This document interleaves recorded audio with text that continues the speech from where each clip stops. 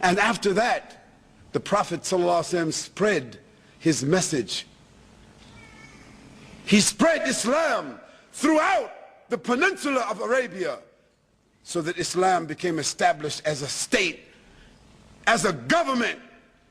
He was the ruler, but he was still eating and drinking and dressing the same way that he was doing as he was born and as he grew up. The Prophet ﷺ handed over his life to his Lord.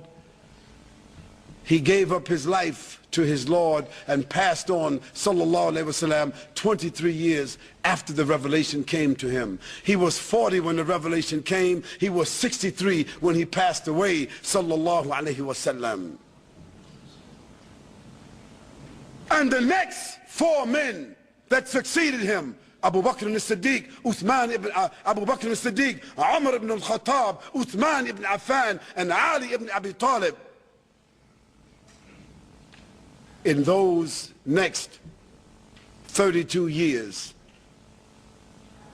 the Muslim frontier spread from the Arabian Peninsula all the way to what is now Italy, all the way to what is now Spain, all the way to what is now West Africa, all the way to what is now Indonesia, all the way to what is now China. This is what Allah manifested from that man and from that message and from that revelation and from that inspiration, and that legislation still is in the earth today. And there's not a book that has ever been revealed in this world that anybody can stand up and say, we have preserved the Torah of Musa. If they said it, you liars. You don't know what is the Torah of Musa. It has been lost. It has been changed. You cannot say, I have the Zabur, the Psalms of David. You lie. It has been changed. It has been altered. It has been lost. You cannot say, we have preserved the Bible. You lie. Not even the Pope knows what the Bible is. Not even the 352 organizations or denominations, because they don't even agree what the Bible is.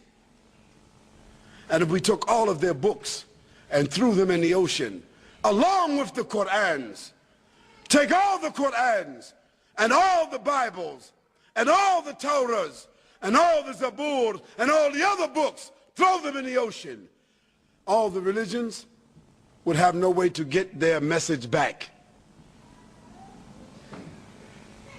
But because Allah caused that revelation that came to Muhammad sallallahu alaihi wasallam, that inspiration that came to Muhammad sallallahu alaihi wasallam, that legislation that is in the world today, every place Muslims gather, there's at least 1 or 2 or 3 that has memorized this book since that time.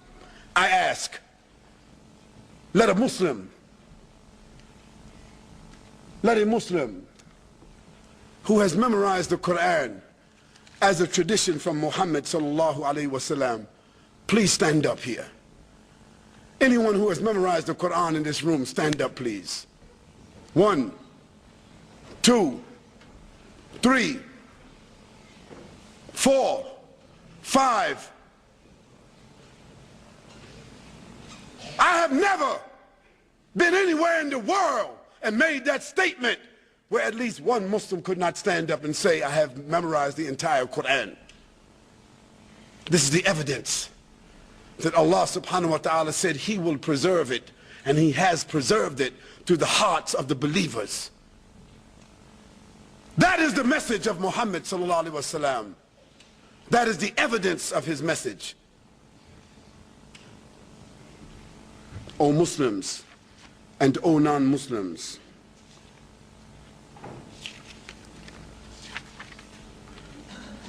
the Prophet Muhammad sallallahu alaihi wasallam was the only prophet that realized his vision, and he became the executive and the law preserver.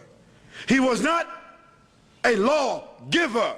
No, the law came from Allah, but he was the executive that executed and guarded that law. Muhammad sallallahu alaihi wasallam, he taught the whole of humanity. He passed on his teaching so that the Quran was preserved and his Sunnah was preserved. We have with us today books like Sahih al-Bukhari, Sahih Muslim, Abu Dawood, Tirmidhi, Nasa'i. We have these books, the Sahih Sitta, among them more than 14,000 documented authentic ahadith from the Prophet sallallahu alaihi wasallam that we can trace right back to his mouth, that we can trace right back to his behavior, that we can trace right back to his approval. No one else has a posterity of documentation like that. The Prophet sallallahu alaihi wasallam established a model of government that lasted from that time all the way to 1924. From that time, in the 7th century, to 1924. How many centuries is that, Muslims? 1,200 years.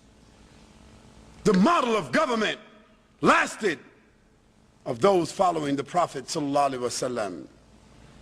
And that model of government will come back. It will return. It must return.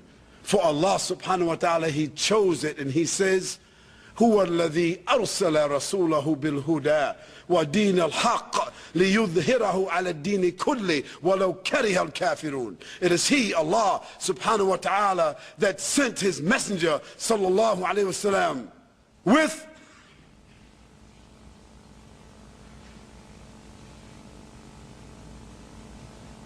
the deen al-haq. He sent them with the guidance, al-Islam, and the deen al-haq, al-Islam, the guidance, the sunnah, and deen al-Islam, in order that it may be victorious, that it may be over, that it may be superior, that it may be in a position of leverage over every other system. وَلَوْ كَرِهَ الْكَافِرُونَ. Even if the unbelievers don't like it. The Prophet sallallahu alaihi wasallam, without doubt, was the man who brought the most powerful message to this world. A man by the name of Michael J. Hart. He said, and who was Michael Hart? Michael Hart was a contemporary historian and mathematician, and he gathered other historians and biographers together, and they said, let us compile a list of the 100 most profound human beings in history. And to make a long story short, they made a category